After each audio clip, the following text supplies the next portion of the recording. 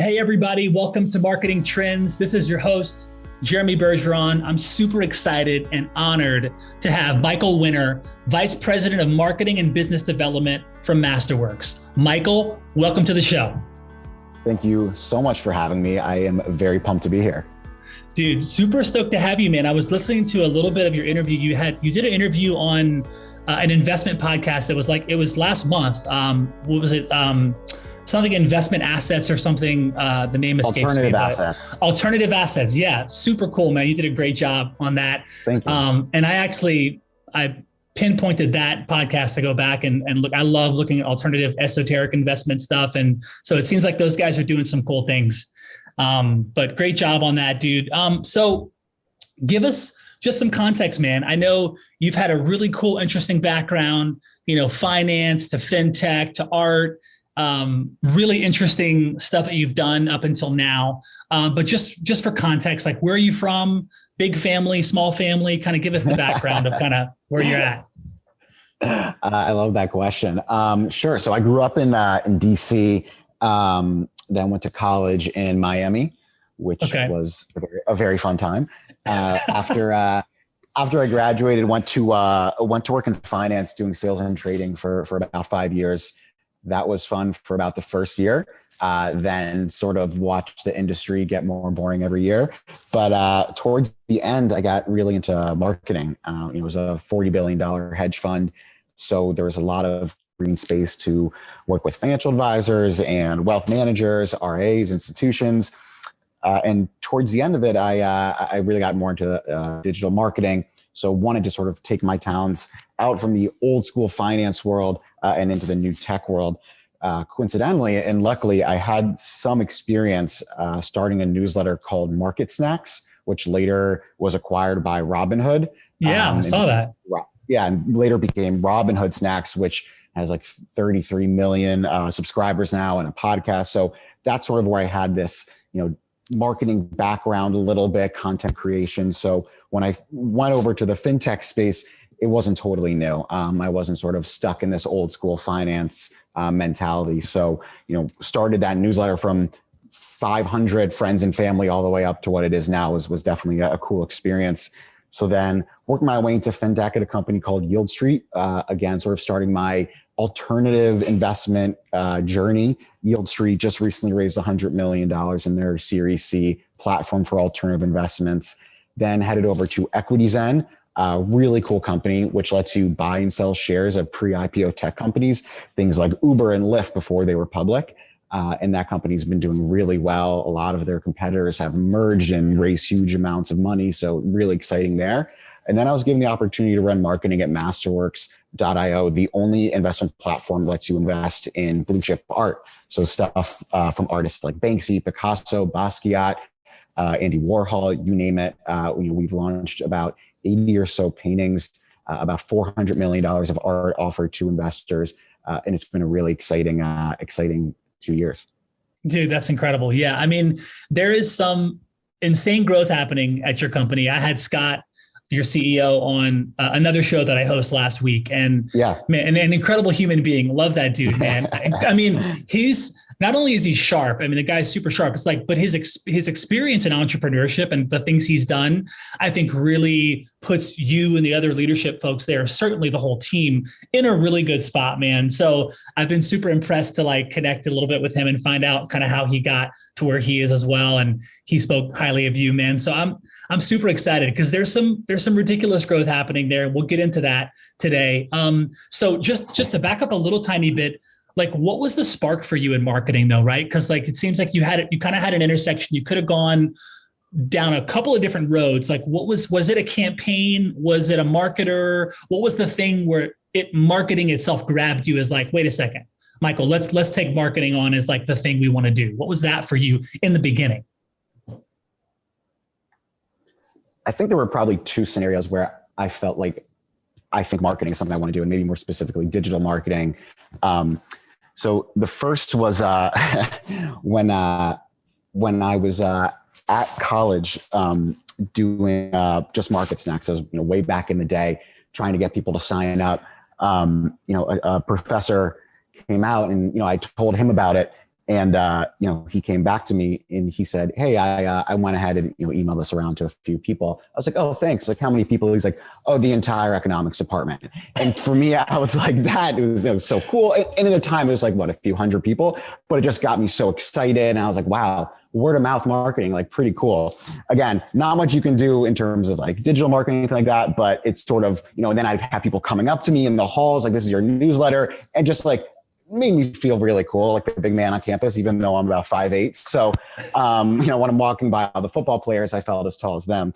The second scenario, again, with Market Snacks was, I remember we hosted an event. Again, you can never really do word of mouth marketing, and we don't really do a lot of events at Masterworks. So different than what I've done, but we had a launch event at a bar in the Lower East Side. And, there's some people there that didn't really know Market Snacks. And then all of a sudden I just had an idea. I grabbed a clipboard, grabbed a piece of paper, got a pen, and just said, give me your email address. Give me your email address. Just every single person. This is supposed to be like a fun launch party, but to me, it was about marketing and business. And, just brute force making people sign up, which I wish I could do now. It was really fun. And, those sort of like magical moments that get you super excited in person really make a big difference. I love that. That's cool. Yeah. You don't forget those moments of like, okay, creative lead generation, and thinking of how you can make an impact. And that's really cool, man.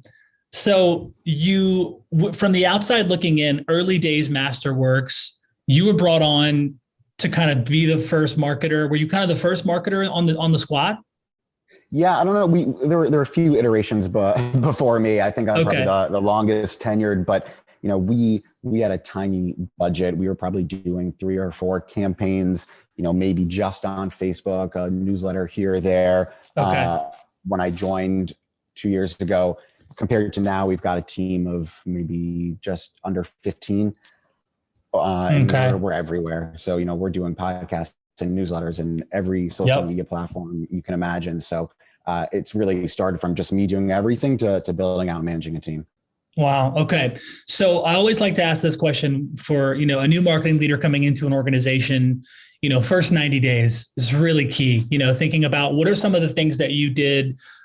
Was it team? Was it channel focus? Like what kind of the first 90 days of your role leading marketing at Masterworks? What are some of the things you're establishing? Maybe you're, some of the shorter term, midterm, long-term like priorities when you come in the first 90 days. What are you focused on? The very first thing I wanted to do was make Masterworks the cool kid. And I know that sounds kind of odd, but there's a very niche, what's called FinTwit, finance Twitter community.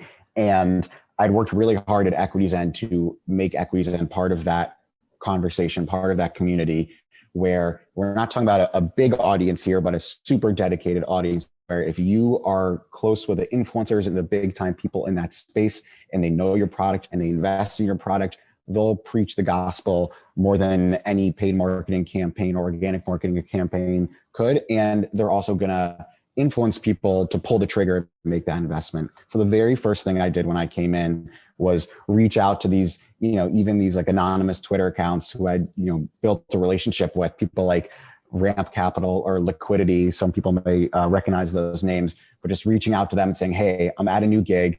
I want to do what I did at Equities End and really get the conversation going, because although people may see us in different advertisements, they don't know us more than a place where you can buy a piece of a Warhol. I want them to think of us as the cool, hot, exciting new investment platform. I love it. Okay. So things start to really, at what point did things start to move really fast in terms of like, cause I mean, I got some numbers from Scott. I mean, there's like 600 plus new people, joining every day. I mean, it's massive, the growth, big opportunities. When did things really start to kind of move full tilt for you? That's interesting. It's a good question. So I think, right when COVID started happening and the stock market was tanking and, the end of the world was near, we were worried. We really didn't know what was going to happen. And we don't know if it was a impact of people being locked at home and wanting to invest more like we saw across other investment platforms. but we saw it too. And we saw the numbers just going up and up and up during, end of March and April 2020. And that to us sort of, was that not an aha moment, but this is real moment. Like the world is crashing and people are trying to invest in art. So that was really exciting. And, there wasn't really a, this is where we started doing it. Like every single month, our user signups go up, our spend goes up, our efficiency goes up. Hopefully our CPAs go down, but there was no moment where we sort of flipped the switch on. We were just on Facebook when I started, and then we added LinkedIn, and then we added Core, and then we added Twitter. It was all gradual, and we wanted to make sure that we weren't trying to be the best at everything, but try and dominate one specific platform, whether that's direct mail, or display advertising, and then move on, assign someone to it full time, and then keep going. For me, when I think about, the marketing leader like yourself in a fast growing company, to me, it's all about collaboration, right? You're often sitting at this intersection of product, finance, sales, and really it's like the core job of like you, the marketing leader, is like to make sure that you're like staying aligned and really supporting each other towards that common goal. How are you doing this at Masterworks? I mean, you guys, again, it's explosive. It ain't slowing down. How are you able to kind of position yourself, align yourself with these key functions of business in the middle of a lot of growth? That's a good question. You're talking about sort of intersections of different teams. I am physically sitting next to our CEO, Scott Lynn. So when we're not getting a ton of signups, I get sort of a, Mike, what's going on? So people talk about a carrot and a stick approach. I have a stick sitting right next to me, so there's no way to avoid it. So I think that's one side of it. Another side of it too is being able to physically sit next to Scott, someone who's got so much experience. Hearing him pitch the story every single day, hearing him, he's going from meeting to meeting, talking to our acquisitions team about what painting we should acquire, talking to our prod team about how we should change, flows. So being able to sit next to him and physically sitting next to a bunch of people. I mean, we were back in office July 2020. We are very fundamental believers in being in office, being safe at the same time. But I know a lot of other companies can make remote work well. We can too, but we are just so efficient being able to, chat across desks and work really hard together. I think that's something that's really important. What a cool, an X factor piece is like, hey, sit next to the CEO. If you sit next to Scott, which by the way, he's an amazing human. It's like, that to me is inspiring, challenging. Like you said, carrot and stick right there, literally next to you. So that's pretty cool, man. So you've been there how long now? Just about 2 years. 2 years. Okay. Awesome. Which, as you know, looking at marketing leader role, the marketing leader typically in the business is like the shortest tenured role. It's like you either come in for like rebrand, reorg, retire. Hopefully it's the good kind of retire. If not, it's the, you're looking for something else. But, you just because the fact that you've been there 2 years, that tells me a lot kind of about your approach and the stuff that you're doing, which is incredible. How have you really evolved as a leader over time? That's a great question. I know this is going to sound cheesy, but I've sort of always found myself as a leader in whatever role I'm doing. I feel like I'm giving like an interview why you should hire me, but I think I call back to like when I was in high school and I was captain of the varsity football team. Now that doesn't sound cool via podcast, but keep in mind that I'm 5'8" and a scrawny Jewish kid. So to be in a starting position and being captain, I think says a lot about my ability to lead, even when I have absolutely no idea what I'm doing and just being able to figure things out. And that's the sort of the position I was thrown into at Masterworks, where we sort of had a hodgepodge of different campaigns. Scott himself was running Facebook ads. So, I think what's changed is me being the only marketing person and saying, I'm going to try and do everything and, get our Facebook up, get our LinkedIn up, do newsletters, do podcasts, Sirius XM, all this kind of stuff.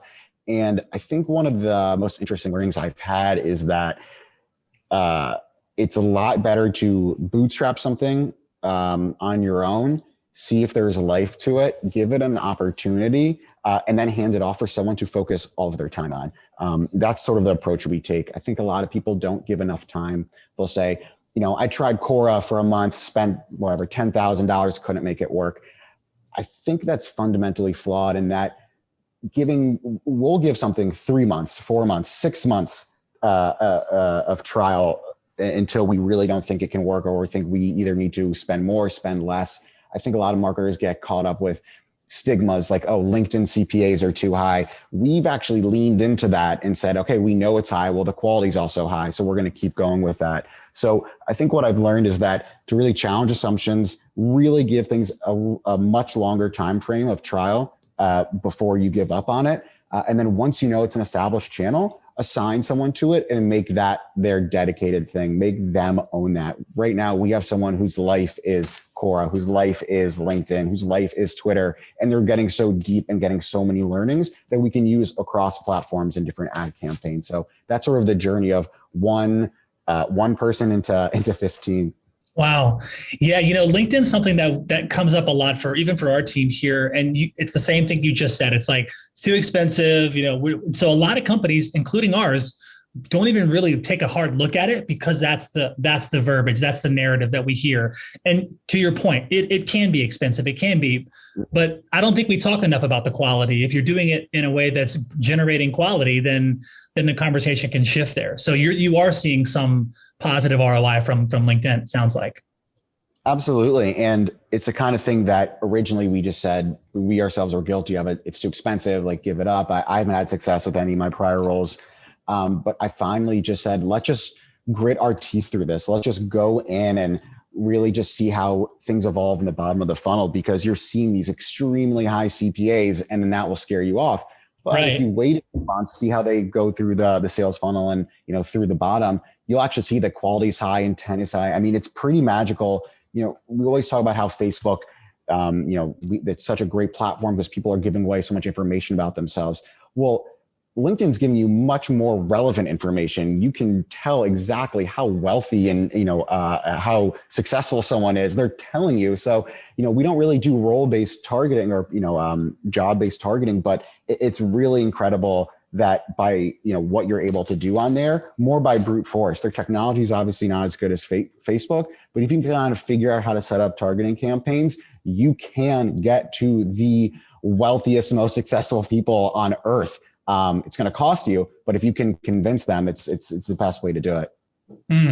I love that. And that kind of connects to this next part of this next question, which is around, customer experience, an end-to-end customer experience. What would you share other marketing leaders about kind of how you really started on this journey of creating a seamless, better end-to-end customer experience at Masterworks? Like, where should they start? How do you view that from your perspective? Well, we really fell into our sales flow. We should note that Masterworks is not a self-serve platform. You're not going in there and connecting your bank account and $100 is going in every single month. Everyone that signs up for Masterworks actually, in order to invest, has to talk to a salesperson. And we're not doing that because, we consider ourselves fiduciaries or, financial advisors. We're doing that because art is a very confusing and brand new asset class. We're the only ones enabling access to this $1.7 trillion market. So from a suitability standpoint, to let someone YOLO their life savings into a Banksy is just not something that we want our customers to do. And we also don't think it makes sense for someone that has a $5 million retirement portfolio to put in $100. So we'll tell that person, just keep your money, keep the cash, put it in stock, something like that. So we're really getting people not only to understand what is art as an asset class, why is art important, but to make sure they're investing responsibly and investing a part of their portfolio that actually makes sense. So although it does hurt our funnel, we have a huge drop off in people that just say, you know what, I don't want to talk to any human beings. This is not for me. I'm going to go back to Robinhood or whatever. That's just sort of how we position it. We want to be able to talk to everyone on the phone. And again, we don't really view it as a sales call trying to push you into an offering. We're just trying to educate you to make sure you know what you're doing, because this isn't real estate. This isn't stocks. This is something that's brand new. So we really want to make sure that if you're holding something like art for 5 to 7 years, you know what you're getting yourself into. Right. That's interesting. And Scott brought that up a little bit as well. And I know I signed up for Masterworks myself. I signed up, I like, let's do it. And then there was that step of like, okay, schedule your call, and it wasn't for me. It wasn't that I didn't see the value in that. It was just like, okay, that's another thing. I got to find time to do that. And I just haven't done it yet. But so I think that's a big bet you're playing, right? You're playing, you're saying, hey, we're sure we're going to lose people, and that's fine. But you're also saying, hey, if people take the time to connect with us, we're going to educate them. We're going to make sure they actually are a right fit, and they're going to be working with you for, the next decade or more. Right. So exactly. I see that. I was curious about that play. If like y'all were testing that against not having people do that, or you're going to keep it, hey, you got to talk to somebody before you play. Yeah. For us, it's an integral part of the business, and all of the people on our membership team are registered Series 7, salespeople. So they had to go through a Series 7 and a Series 63 and really know their stuff when talking to our clients. So I think it really sets us apart in that you are speaking to a licensed professional, and the investment products we're giving out are qualified with the SEC. We're regulated by FINRA. We are putting everything through compliance. So we're really buttoned up. And I think it really changes us in how people view us versus, going into Robinhood or crypto or anything like that. This is a serious investment platform, and for making, not crazy returns, but steady returns. And so we want to mirror that in our sales flow, that this is a serious investment product. You're going to talk to a serious salesperson, and you're going to allocate accordingly.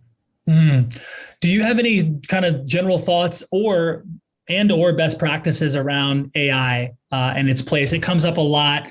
And I'm curious if you're already going down that road with some of the Masterworks stuff. Are you already dabbling with AI? If so, how? If not, why not?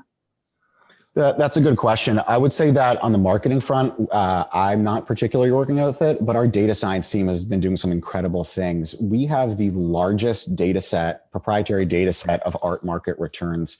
We basically took, and this is the most un-AI thing, how we started it, is we took 50 years of art auction results that were all published physically in the Sotheby's and Christie's pamphlets. So we had a team of about 25 interns go in and say, this piece of art was bought for this and then sold for this. And we created this huge database to bring it all together. No one else had done it because it's a pain in the ass. So, we created this database, and our data science team was then able to look at, using AI, all these different fascinating insights. Which artist markets are returning the best, which years within those artist markets, which type of art. And we really were able to single out, okay, it's contemporary art, which is post-World War II art. And it's coming from, this time period. And, we're seeing that it has this type of returns, stuff that is way beyond my understanding, but they were able to sort of bring all that together and bring a quantitative approach to a market that's sort of been hand and paddle for the last 300 years. Yeah, Scott was talking about that. Somebody had to go through all the catalogs and get all of that data, which is insane to think about. But you got a really beautiful data set. You got some interesting information and some business intelligence. I think that's going to be invaluable. So that's really cool.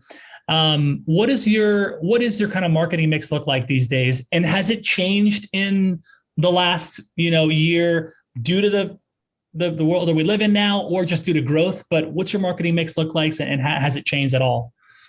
Yeah, it is extremely diversified. I mean, I learned a pretty harsh lesson a few years ago when back in the day, Google would read your emails and serve you ads from that. And it was great. It was one of our best channels. And then obviously they got a lot of blowback. And then all of a sudden they turned the lights off and our best performing channel went away. And we were very densely, we had a lot of our users were coming from that, and we were not diversified at all. So having learned from that lesson, we are extremely diversified. I don't think any single platform makes up, or any single source makes up more than 30% of our spend or our leads coming in. So like I mentioned before, we are, and I think a lot of people may be annoyed by this, but we're everywhere. And I hope you go to our website and we'll follow you around the internet forever. But we are, like I mentioned before, we do affiliate, direct mail.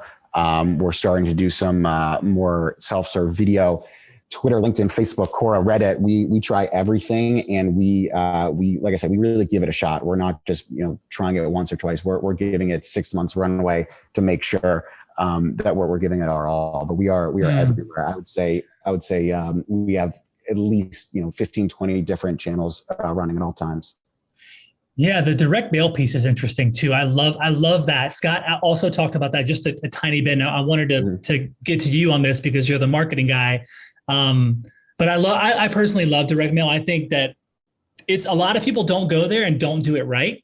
And so it sounds like you guys have evaluated it and are using it, in a positive way, which is awesome. But I'm curious about just your take on that, on how you got into the direct mail part of it, how you're split testing that, how you kind of look at direct mail, because it's a traditional thing. It can be very, very useful if done the right way. And I just love your thoughts on that. Yeah, I think it can be very useful, but also very expensive. And similar to the LinkedIn situation we had before, where that was the stigma, that sort of, made my ears perk up, like, oh, it's expensive and people are sort of wary of it. Let's investigate further. So I kind of like when those opportunities come up, but I see what direct mail is right now. And I've seen CPMs go up over the last year or so. I think where we are is sort of when companies like Warby Parker and Dollar Shave Club really got into Facebook marketing, making killing it on Facebook advertising, whatever that was 8 years ago or so. And they were realizing that, they had these awesome targeting capabilities and could really make direct to consumer work. Well, that had a ripple effect. Every company on the planet was like, oh my gosh, we can do that too. So they all rushed over to Facebook, and then CPMs rose for everyone and the party was kind of over. And, I think some of that has ended a little bit. People have sort of, moved to other channels. But I think now what's happened in the last year or so, or especially over the last few months, potentially with, the new iOS security updates, that some people are now coming back to direct mail. And I can tell you, as someone who lives in New York City, I walk out of my mailbox every day with a stack this big of junk mail. And it's pretty pathetic that I get excited to look at junk mail every single day so I can learn and bring in and share them with my team. But I would say that it's been very difficult. And I would say split testing and everything has been very difficult. Not so much for attribution, just because there's so much you can do with creative and it takes weeks to sort of get back. So it's not like you're sending out an email and split testing and you get results back the next day or instantly. So for a company that's very fast moving and very impatient like ours, it's hard for us to swallow, 2 or 3 week turnaround time. Wow. What are your kind of thoughts, approach on kind of winning now in this cookieless world that we're in, where people are opting out and it's going to become harder in a lot of ways for marketers? What's your kind of assessment and take on that? It's an excuse. I think people that say, oh, X has happened because of the new updates and that's hurting our CPMs. Honestly, it's just pretty lazy. Like, if you can't figure that out, then what are you doing? Why do you have a job? No, that sounds harsh, but I've heard vendors say that, as a reason for passing on costs or, just every which way. But, we've really always found there's always going to be something. In that example I gave before about Google turning off the email reading part, these platforms are going to constantly change, especially as there's more pushback on security. And if you can't sort of manage your way around that, then you've got bigger problems. Yeah. I actually appreciate that response. I think, things are always going to change and it's always going to be a new challenge for marketers. And I think you're right. At the end of the day, you just got to rise to it and figure out, okay, we still got to reach our customers. They want a great experience. We still have to grow, so I love kind of hearing different perspectives on that, because different marketing leaders will kind of share what they think about a cookieless world and kind of what their source of truth is now and kind of how they view that. Especially in a fast growth org like Masterworks, where you got to be everywhere, and but yet with intention, written in the right way. So the website Masterworks talks a lot about art as an asset class, right? Can you just kind of explain to our listeners that why it's important in understanding like the Masterworks model? Absolutely. So I think what's really interesting about Masterworks is we consider it the largest unsecuritized asset class. So you look at private equity, there's about $4 trillion in AUM in private equity, and there's 9,000 PE firms. Private real estate, there's about $1.5 trillion of AUM, and there's over 500 different funds. Same with private debt, there's just under $1 trillion of AUM and about 160 funds. And then you look at art. It's a $1.7 trillion market. And until Masterworks, there was absolutely no way to invest in it. So on top of there just being no way to enter it, those who did want to enter it, who wanted to build a diversified portfolio, would need tens of millions of dollars. You could buy one piece, and if that one piece went down in value, and you'd spend $1 million on it and you weren't diversified, it's not really a secure asset or a strategic asset class as we like to think about it. So for us, art as an asset class, it not only is it a strategic asset class where you can generate returns, but there's been no way to get into it. And, if we had done all this research and put together this database and we found that, these returns weren't good, we wouldn't have started Masterworks. But we focus on the contemporary art market, which has returned 14% per year from 1995 to 2020. And with that type of, of investment return versus 9.5% for the S&P, there's a lot of opportunity there. And so when you kind of have these secret unfair advantages like we do, that's when you sort of seize the opportunity and try and invest. I like it. Hey, your mic's also rubbing. It's rubbing on your shirt a little bit. So maybe just hold it or something while you're on the out so it doesn't hit your shirt. Sure. So let's see. You just released to the public a lot of data. You talked about this a little bit. You have all this data on all these pieces of art, which, by the way, people can go to this masterworks.io/research. You don't have to have a username or anything to sign up, but consumers now get access to this wealth of information, purchase price, sales prices. Like, why is this information, why are you willing to give this information up, right? Because from a marketing perspective, how is this helping you gain trust with your audience? It's gold data, gold information. I'm curious about that. Yeah, I mean, our goal is to educate people on art as an asset class. So if people get excited about investing in art and they Google it, we're the first search result, and we always will be. So we are so happy to give our research away. We're working with other banks and investment platforms to educate them, give them all of our data, give them our price database, show them how different artist markets have different loss rates and different correlations, because we want to educate everyone. Because not only are we getting new people into the asset class, we're also growing it at the same time. So, we can actually have a huge impact on the market, and we consider ourselves one of the top buyers in the art market. So if we can bring more people in and expand it, it's kind of like what Amazon did to online shopping. People thought they were overvalued at $30 billion. Well, they probably were, given the size of the current, online market in 1999, whatever it was. But what people weren't factoring in is that Amazon itself was going to be growing the market. So there's such a higher, possibility for such a huge valuation. So that's how we try to think of ourselves, is that not only will we let more people in like Amazon did, we'll also grow the market at the same time.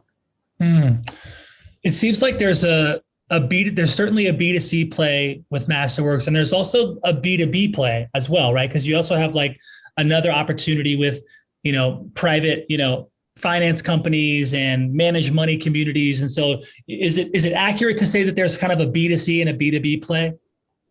Yeah, I think we've really only focused on B2C. We have single investment offerings, and people can build a portfolio themselves of different artists, depending on their risk appetite and their allocation. And we're working right now to get more into the managed money community. It's a much longer sales funnel, something that I'm not really involved with. But yeah, absolutely, that's on our roadmap.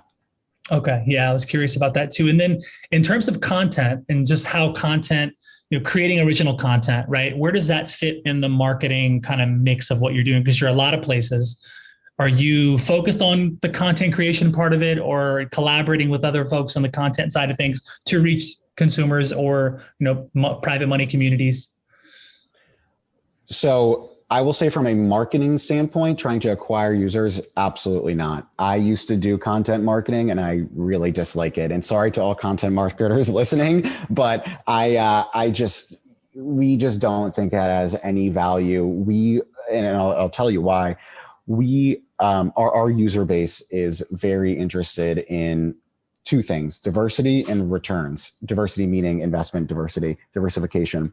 So when we email them, we want to give them those two things. And we only email people with new investment offerings. We don't want to bug them. Something that's really important to us is our email list. So if we're sending content, which we have in the past, and that gives us higher unsubscribe rates, we're just not going to do it. We think of our email list as currency. And if we're going to do something to devalue our currency, we're just not going to do it. On the other side, on the B2B side, we have someone that leads up our research team that is working with all these different investment platforms, doing collaborative research for their communities to learn about art from much more investing and esoteric financial standpoint. But as a user acquisition tool, we do not do any content as of now.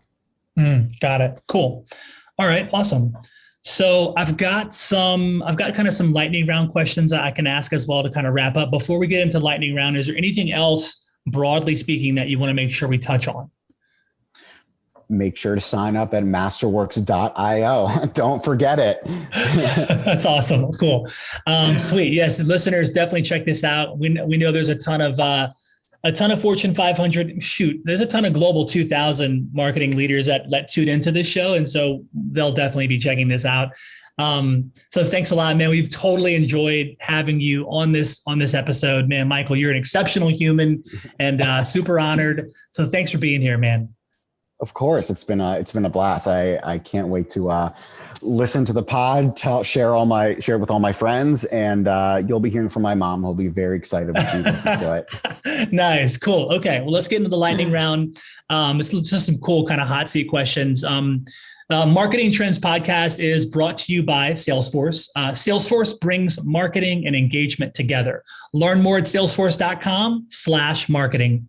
Number one, Michael Wenner, VP of Marketing and Business Development at Masterworks.io. First question: what's the best piece of art that you own? I don't own any art, and I'm not allowed to because Masterworks employees aren't allowed to. But if I were to own a piece of art on Masterworks.io, I would invest in Basquiat's All Colored Cast Part 3. It's our most valuable piece of art we ever offer on our platform, $22.5 million. It is beautiful. It is huge. It is one of Jean-Michel Basquiat's masterpieces, and I love it. And I don't know if I could ever describe a piece of art through audio. So just go to Masterworks.io and sign up. I love it. Basquiat comes up. I love Basquiat. Basquiat comes up a lot. So I love you brought him up again. Second question: what other alternative assets do you see having a similar impact? I see NFTs not having a similar impact. I do not believe NFTs are a strategic asset class. Strategic asset classes are ones that have been around for a while, can be part of a portfolio. And I think NFTs have a false sense of scarcity. You're basically putting an image, putting a JPEG on the blockchain and calling it scarce, even though you don't own any of the IP. I am short NFTs. Got it. Your Twitter background picture includes Craig Sager and the Washington Wizards. Favorite Wizards player of all time, and when will the Wizards win their next title? The Wizards will not win their next title for a very long time. They, for some reason, signed Spencer Dinwiddie, and they need to build a team around Bradley Beal and let him make all the decisions. My favorite Wizard of all time, I mean, I want to say, Everett, you're supposed to say MJ, which is hilarious, but I mean, I like all of them. Tom Thomas, Brenton Haywood, Michael Ruffin, the old school players back in the day when we were so good. Antoine Jameson, Jerry Stackhouse. Yes. Even Christian Laettner is in there. I like the old school Wizards. John Wall didn't quite work out. So. Awesome. Your Twitter bio also says that you're on a mission to bring back Spotify DMs. Why do the DMs matter to you so much? Listen, Daniel Ek, I'm talking right to you right now. Okay. Spotify CEO. Spotify DMs were the best thing to ever happen. Now, I'm not a product guy, but I can tell you this much. When you found a new bop on Spotify, all you wanted to do was send it to your friends. And listen, I understand why we did this. They got rid of Spotify DMs, so then you would have to text people, your friends, about a song. And if they didn't have Spotify, guess what? They'd have to sign up for Spotify. I get it. It's a growth hack. But it was my favorite thing ever. I think they should bring it back. You can scroll back to your thread with your friends to 2011, and you can say, I can't believe I messaged you this T-Pain song with a bunch of flame emojis. Like, that is just the best thing ever. I think more conversation inside of apps leads to more community. Please, Daniel, bring it back. I love that. And we've actually interviewed some Spotify folks on other shows. We're going to bring them back. We're going to bring a Spotify exec. Let's go for the CEO. We'll bring him back. Last question, best advice for a first-time VP of marketing. Don't give up on a source just because CPAs are high at the beginning. Close your eyes, bite your tongue, and just keep trying. You will get CPAs down, not through targeting, but more effectively through creative. Focus on creative first, targeting second. Love it. Awesome. Michael Wenner, thank you so much. It's been an honor and a pleasure, dude. Thanks for coming. We'll talk soon. Of course. Make sure to support the show, salesforce.com/marketing. Yeah, love it.